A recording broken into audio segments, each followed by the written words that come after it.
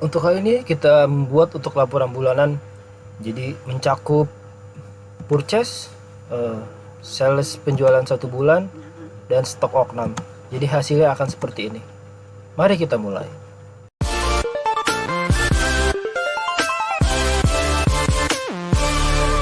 Ya, assalamualaikum warahmatullahi wabarakatuh. Salam kuliner. Untuk kali ini saya coba mau bahas untuk laporan bulanan kitchennya.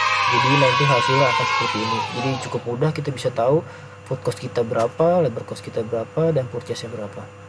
Saya coba jelasin ya dari kolom-kolom awalnya biar nanti nggak jelas, biar nanti jelas dan nggak bingung lagi. Karena ini lumayan panjang untuk prosesnya. Oke, net sales ini kita dapat dari hasil penjualan kita selama 1 bulan. Jadi kita bisa input by Raptor ya. Misalkan kita sudah terjual berapa, dan di sini ada opening stock. Opening stock ini kita dapat dari hasil inventory bulan lalu ya. Jadi biasanya contoh sekarang ini bulan April. Nah, kemarin bulan Maret kita ada stok oknam. Nah, stok oknam bulan Maret itu kita jadikan untuk opening stock di bulan April, seperti itu. Atau kalau restorannya baru buka, pertama kali buka, misalkan sekarang bulan April, jadi sebelum kita mulai running itu kita harus ada hitung barang dulu kita gitu untuk opening stock. Sedangkan purchase ini adalah sesuatu item yang kita order selama 1 bulan. Di sini jadi sudah ada sheetnya untuk 1 bulan dan ada untuk nama-nama suppliernya, nanti tinggal diganti aja. Oke. Nah, nanti dari yang tadi base ini semua 3, nanti dia otomatis dengan sendirinya dia akan nge-link ya. Jadi dia akan ngebagi sendiri untuk COGS-nya, untuk profitnya gitu, untuk variance-nya, dan yang pasti nanti hasilnya bisa jadi untuk jadi cost analis dalam 1 bulan. Oke. Sekarang kita lari ke sheet untuk purchase-nya.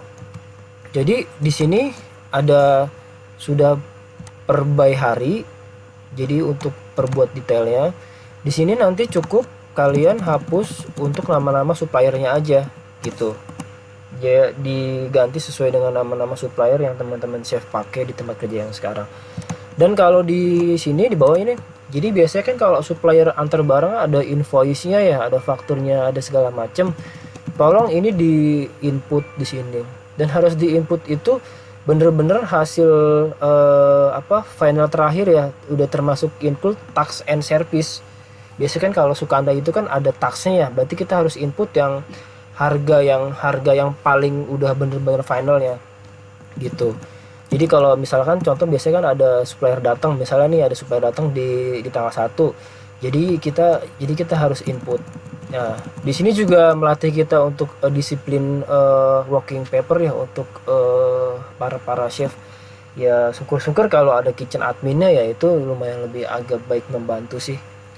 Gitu. Jadi kita input semua sampai 1 bulan. Dan coba jangan lupa nih, yang harus diperhatikan dalam ini adalah kita harus lihat rumusnya sudah betul atau belum gitu. Karena biasanya kan kalau kalian ada ditambah kolom, pasti rumusnya berubah, tinggal di make sure aja. Sebagai contoh, misalnya paling ujung berarti sum B3 sampai dengan Q5, berarti dari B ini sampai Q atau enggak gitu. Seperti itu. Oke, sekarang kita ke sales mix analysis ya. Jadi sales mix analysis itu bisa kita ambil berdasarkan based on Raptor yang sudah dijual gitu. Jadi sebagai contoh, misalkan ini nggak terlalu rame ya, karena ini cuma sport bar, jadi kebanyakan jual minuman hanya dan snack gitu. Ini sebagai contoh aja, ini saya ambil. Jadi yang kalian input itu adalah cukup kalau yang setiap bulan ini gitu. Nah, terus yang untuk input pertama kalinya itu di sini adalah cost price. Cost price itu yang kita dapat saat kita perhitungan cost kemarin, dan sini adalah harga jualnya gitu. Jadi yang cukup kalian input saat pertama kali memakai ini adalah nama item makanannya, cost price-nya, jadi cost HPP-nya, dan ini harga jualnya. gitu. Ini harus diperhatiin benar adalah kita jangan sampai salah input si cost price sama si harganya gitu, pasti ntar jumlahnya juga akan beda.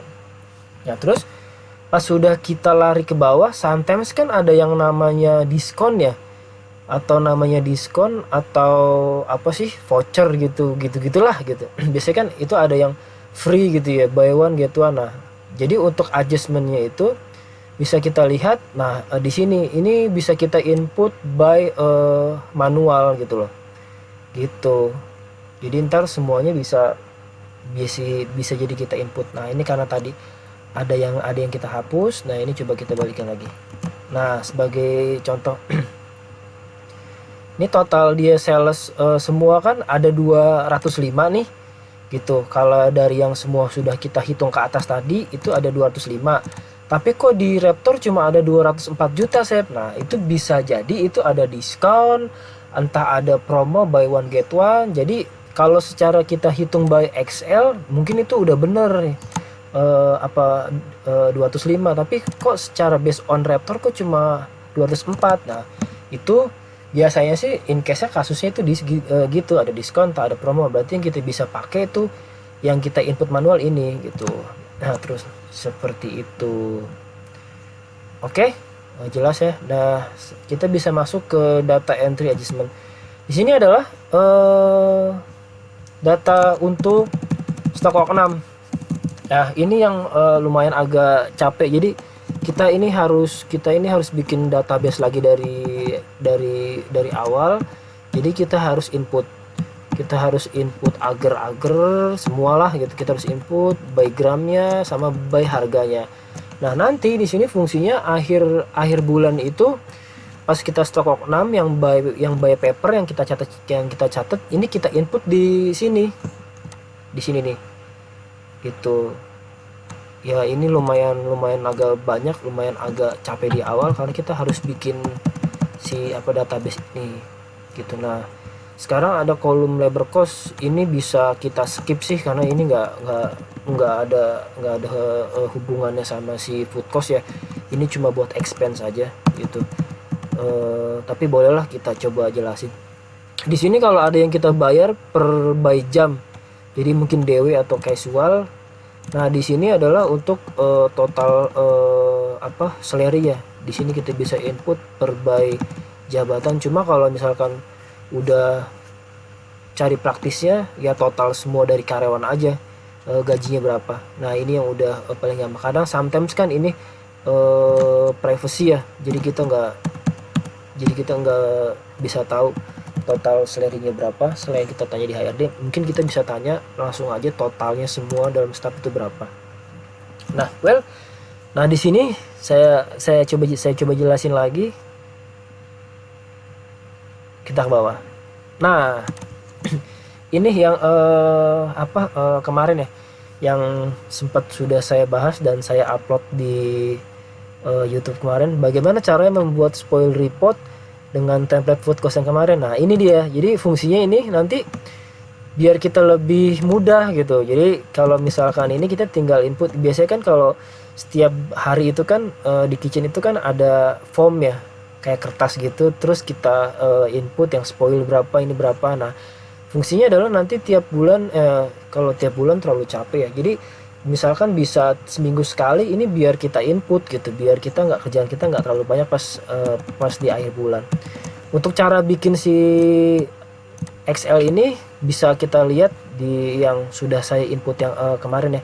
Ini fungsinya adalah supaya lebih mudah gitu, supaya kita nggak repot lagi nginput satu-satu, kan lumayan juga capek. Kita cukup input ininya aja gitu, si baik kita input kodenya sama kita input jumlah yang gramasi yang kita pakai gitu. Fungsinya apa sih?